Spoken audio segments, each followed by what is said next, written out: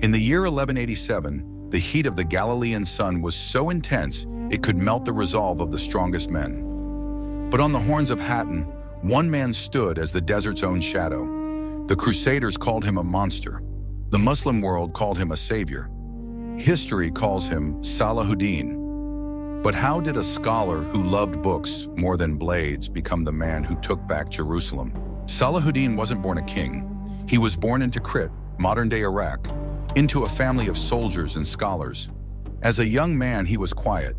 He preferred studying theology to swinging a mace. But fate has a way of dragging the humble into the light.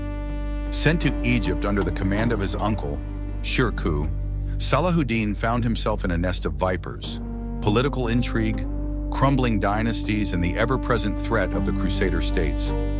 When his uncle died suddenly, the young Salahuddin was thrust into power. The people whispered, "The scholar will break." They were wrong. He didn't just survive, he unified. He brought Egypt and Syria under one banner, creating an empire of iron and faith. For nearly 90 years, Jerusalem had been under Crusader rule. For Salahuddin, this was an open wound. The climax came at the Battle of Hattin. Salahuddin was a master of the terrain. He lured the heavily armored Crusaders into a waterless trap. While the knights choked on dust and thirst, Salahuddin's archers rained fire. By sunset, the Crusader army was shattered. The path to the holy city was open. Now, this is where Salahuddin became a legend, not just for his sword, but for his soul.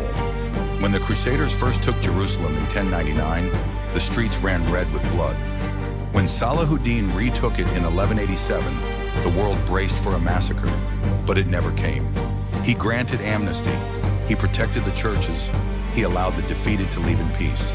Even his greatest enemy, King Richard the Lionheart, couldn't help but respect him. When Richard fell ill during the Third Crusade, Salahuddin didn't attack. He sent Richard baskets of fruit and snow from the mountains to break his fever. He didn't just fight his enemies, he humbled them with his honor. Salahuddin died in 1193. When his treasury was opened, they found only one piece of gold and 40 pieces of silver. He had given everything else to his people. He didn't leave behind a pile of gold. He left behind a code of conduct that still echoes today. He was the Sultan who conquered hearts before he conquered cities. A man of faith, a man of war, and ultimately, a man of peace. The Lion of the Levant, Salahuddin al-Ayyubi.